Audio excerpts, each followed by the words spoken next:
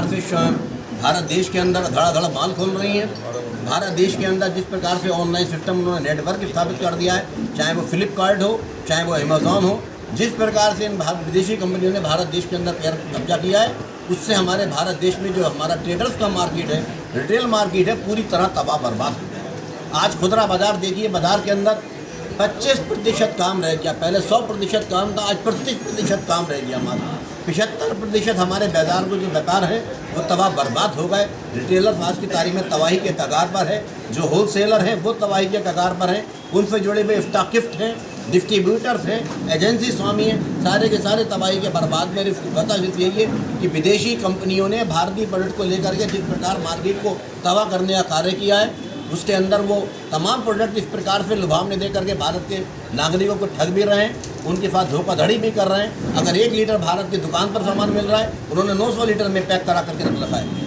कहीं पर 500 ग्राम की कोई चीज़ है, उन्होंने 450 ग्राम में पैक करा रखी है। इस प्रकार से वो चूँकि पब्लिक लुभावनी चीज़ देखती है अट्रैक्शन के साथ, मॉल के अंदर वो समझने को तैयार नहीं है।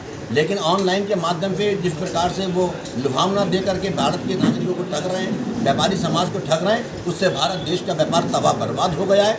व्यापार मंडल इस बात का विरोध करता है और माननीय देश के प्रधानमंत्री, जो भारत के बहुत ईमानदार प्रधानमंत्री हैं, देश हित के प्रधानमंत्री हैं, माननीय नरेंद्र मोदी जी से हम अनुरोध करते हैं कि देश हित में, देश की सुरक्षा के हित में ऑनलाइन विदेशी कंपनियों का व्यापार को रोका जाए। और विदेशी कंपनी जिस प्रकार से भारत देश के अंदर बड़े बड़े मॉल खोल के यहाँ के बाज़ारों को समाप्त करने का मिशन बना रही हैं, इसको रोका जाए, क्योंकि इससे बहुत बड़ी भारी बेरोजगारी इस देश में खड़ी हो जाएगी, जो रोके से नहीं रुक पाएगी। इतनी बड़ी बेरोजगारी खड़ी हो जाएगी। इस बेरोजगारी को रोका जाना अति आवश्यक है। इसके लिए हम लोग संघर्ष करने को तैयार हैं। आप लोगों को याद होगा, एक ज़माना था जब ईस्ट इंडिया कंपनी इंग्लैंड से आने के बाद ईस्ट इंडिया कंपनी ने भारत देश में कब्जा किया, और पहले उन्होंने कंपनी बनाई और कंपनी ला करके भारत में व्यापार किया, और उसके बाद उन्होंने भारतीय अर्थव्यवस्था पर कब्जा किया, और अर्थव्यवस्था पर कब्जा करने के बाद हमारे पूरे भारत देश पर कब्जा किया, और 200 साल उन्होंने हमारे भारत देश पर कब्जा किया।